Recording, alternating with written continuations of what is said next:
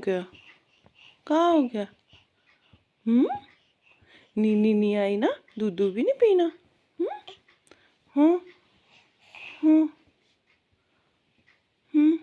बातें करनी है। चुप कर जा, फिर रोई जाती है। चुप। चुप कर जा, नीनी कर लो बेटे, नीनी कर लो। सोना नहीं है? आज इतनी जल्दी उठ के पता था मम्मा पापा ने जाना है छोरे? क्या खा रही है सुबह सुबह? क्या खा रही है? Hello everyone, welcome to jute blog. कैसे हैं आप सब? टाइम हो चुका है सुबह के 4:20 है लगभग।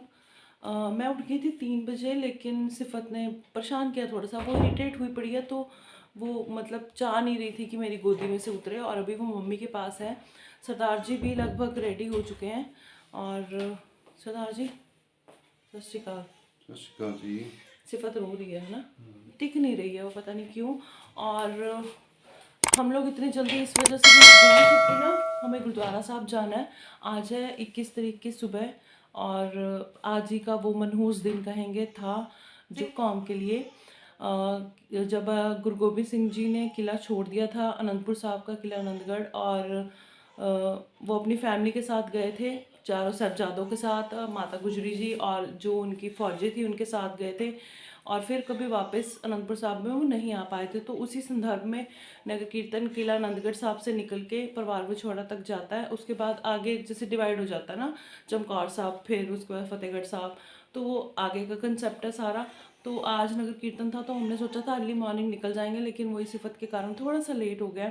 और मम्मी और बच्चे भी जाएंगे, लेकिन अभी नहीं जाएंगे, अभी बहुत ज़्यादा ठंड है। तो उनको थोड़ी देर में लेके जाएंगे, और मैं और इंदर अभी जा रहे हैं। मैं आपसे बाद में मिलती हूँ क्योंकि सिफत बहुत ज़्यादा रो रही है, पहले उसको देख लूँ कि क्या है। 4:30 हो गए हैं और हम लोग घर से निकल पड़े हैं। सड़कों पे आवाजाही तो स्टार्ट हो जाती है क्योंकि सुबह सुबह संगत ने गुरुद्वारे जाना होता है, और सबके काम शुरू हो जाता है जैसे ही भौर शुरू होती है। तो अभी हमें पता नहीं कि हमें नगर कीर्तन के दर्शन कहाँ पे होंगे। अंधेरे की वजह से मैं दिख भी नहीं ना रही हूँ बीच में, क्योंकि टाइमिंग शायद सुबह 3-3:30 बजे की थी किला आनंदगढ़ साहब से।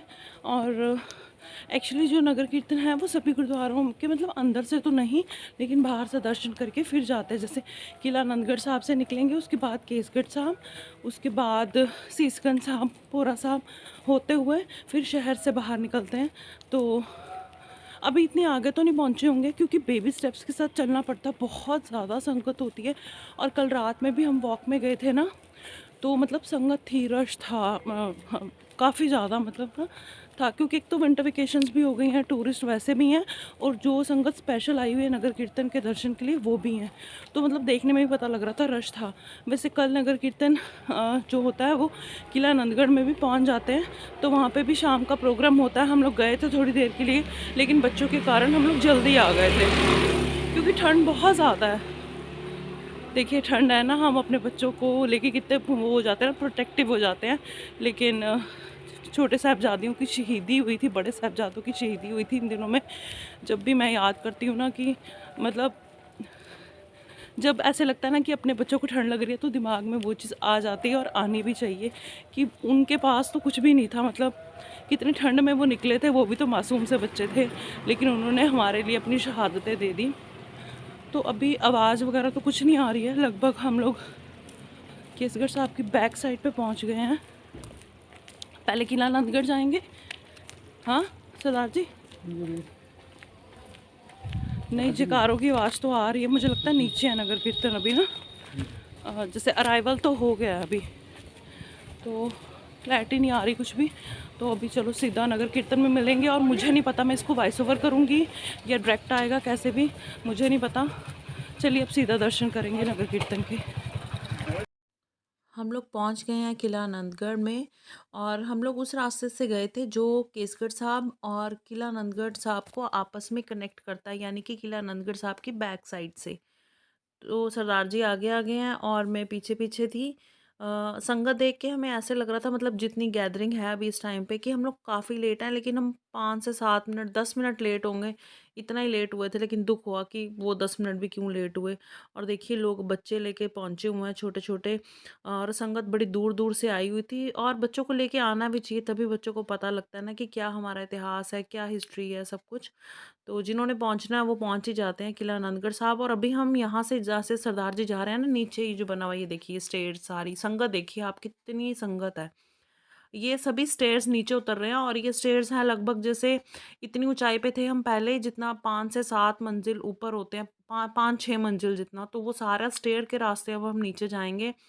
और स्टेयर्स में भी इतनी संगत थी, मतलब डर लग रहा था पैर इधर उधर ना हो जाए, लेकिन कोई ऐसी कोई बात नहीं थी, कोई धक्का वगैरह नहीं था, सब आराम से उतर गए थे नीचे। और वाहिगुरु सतनाम वाहिगुरु का जाप हो रहा था, और इतनी शांति थी ना, इतना मन को सुकून मिल रहा था।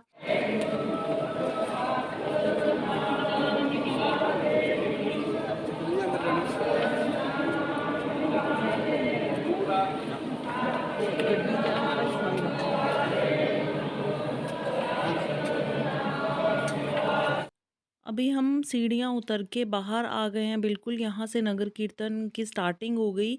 ये वो एरिया है जहाँ शहीदी बाग, गुरुद्वारा साहब और किला आनंदगढ़ साहिब बिल्कुल ऑपोजिट हैं दोनों ही, तो वहाँ वहाँ से अराइवल होगा। अभी यहाँ पे अरदास हुई है, और जयकारे लगाए गए हैं।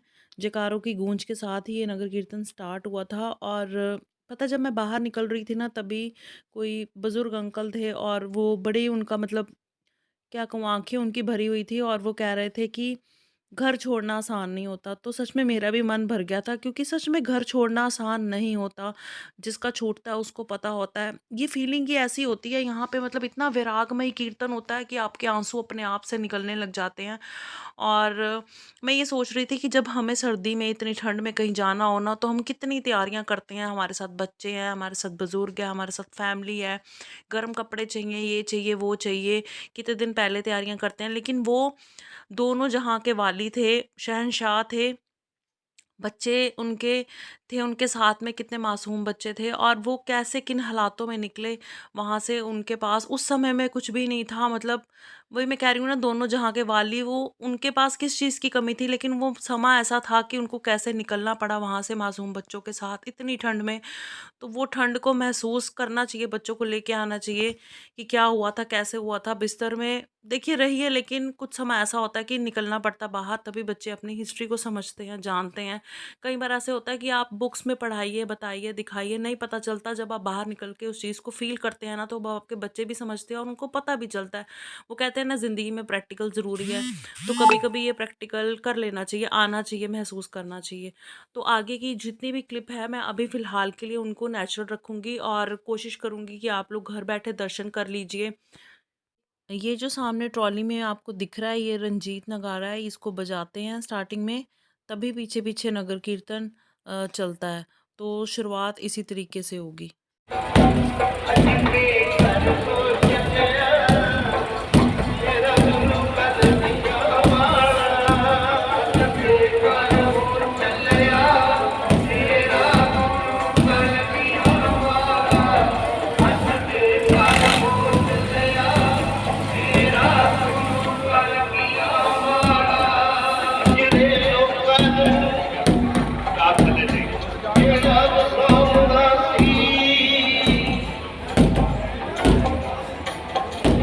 वाला अगे दे दे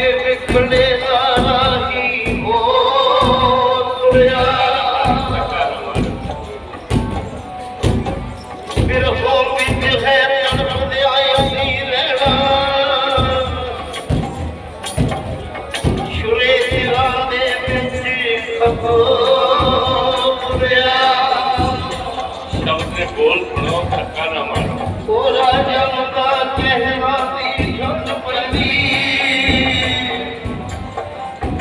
ये सतवी रात है वो तुरया जो रखेंगे बेचैन रसूल कुड़िए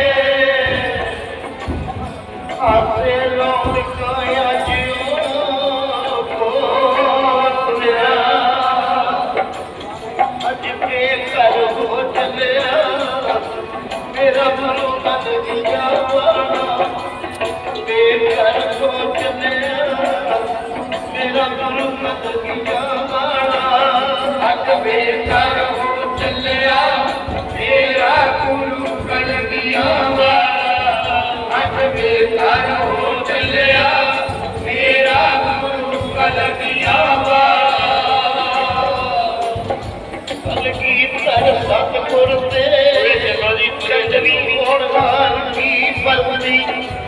कलगी धर सतगुर से चंदनी गुणहार की वर्दी कलगी धर सतगुर से चंदनी गुणहार की वर्दी कलगी धर सतगुर से चंदनी गुणहार की वर्दी अंबर भी डोल गया लकीरों पूरी दी सरसी अंबर भी डोल गया लकीरों पूरी दी सरसी अंबर भी डोल गया लकीरों पूरी दी धरती अंबर भी डोल गया लकीरों पूरी दी धरती किन मिल है कड़ियां दी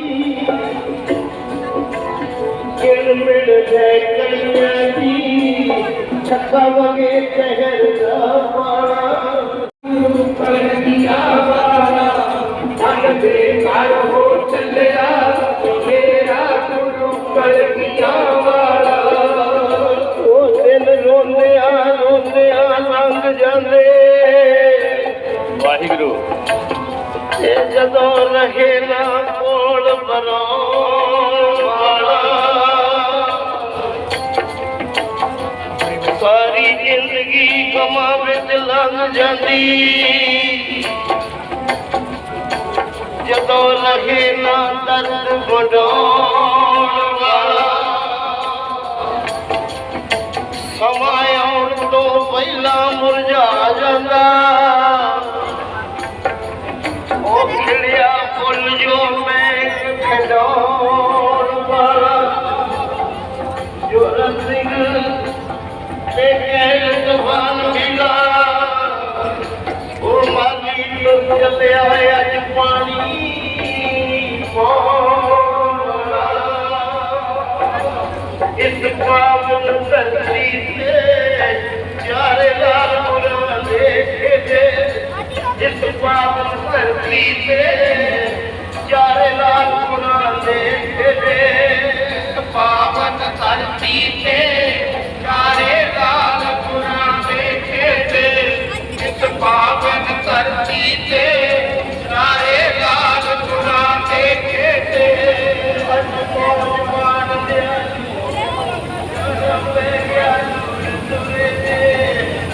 मौज मान दिया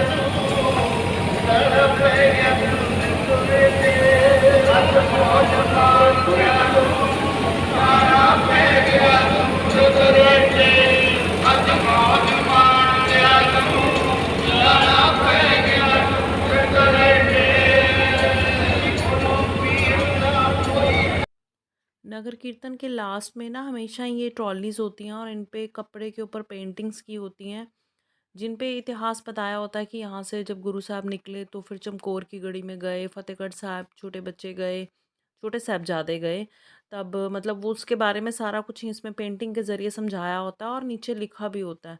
तो इसको लाइट कर मतलब लाइटिंग अंदर की होती है, जनरेटर्स चल रहे होते हैं ताकि ये हाईलाइट हो और पता चल सके पेंटिंग के थ्रू कि क्या कैसे हुआ था, वो सीन्स बनाए होते हैं। और अभी मैं आपको इतिहास बता देती हूँ थोड़ा सा, जो नहीं जानते इस चीज़ के बारे में उनको बता देती हूँ।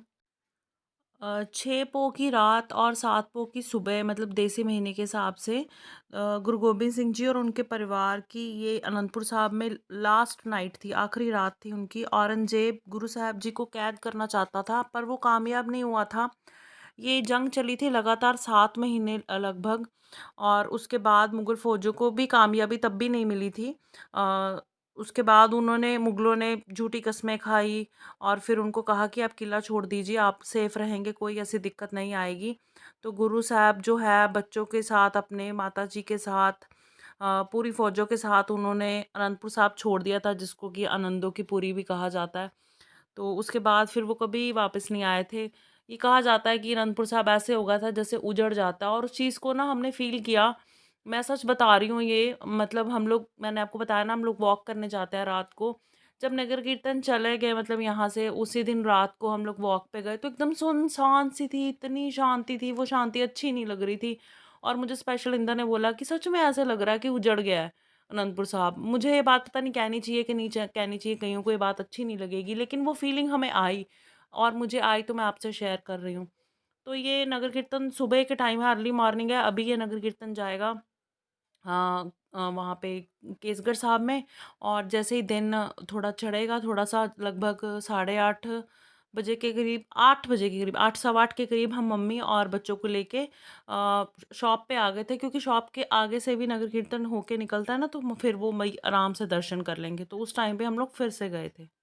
ये देखिए, ये सुबह लगभग 9 सवा 9 बजे का टाइम है। मतलब ये मैं आपसे कहूँ अगर, तो 2 किलोमीटर का भी एरिया नहीं था और 4-5 घंटे लग जाते हैं यहाँ तक पहुँचने में, मतलब शॉप तक हमारी पहुँचने में। और संगत देखिए, संगत आगे-आगे जुड़ती जाएगी। संगत तो मत पूछिए, मतलब मैंने आपसे कहा था ना कि बेबी स्टेप्स के साथ चलना पड़ता है, बहुत संगत होती है। तो संगत आगे-आगे जैसे जाते जाएँगे, जुड़ती जाएगी। और हम मम्मी और ने यहाँ पे दर्शन किए थे। और थोड़ा-सा हम लोग आगे भी गए थे, मतलब कॉलेज तक गए थे हम लोग, फिर वहाँ से वापस आ गए थे। कॉलेज तक पहुँचते भी हमें 10 बज गए थे। कॉलेज भी यहाँ से अनंतपुर साहब का जो गुरु तेग बहादुर कॉलेज है, वो भी ज़्यादा दूर नहीं है, लेकिन फिर भी संगत की वजह से इतनी थी, और रुकना भी पड़ता है, जगह-जगह लंगर प्रसाद वगैरह होता है, तो स्टॉप ले लेके जाते हैं, इस वजह से टाइम लग जाता है।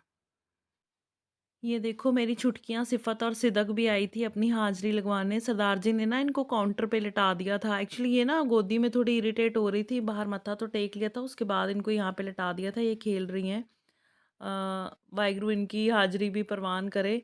और अगर मुझसे कोई भी गलती हो गई हो इस वीडियो में, तो मुझे माफ़ कर देना। मैंने पूरी कोशिश की है कि मैं आपको दर्शन कराऊँ।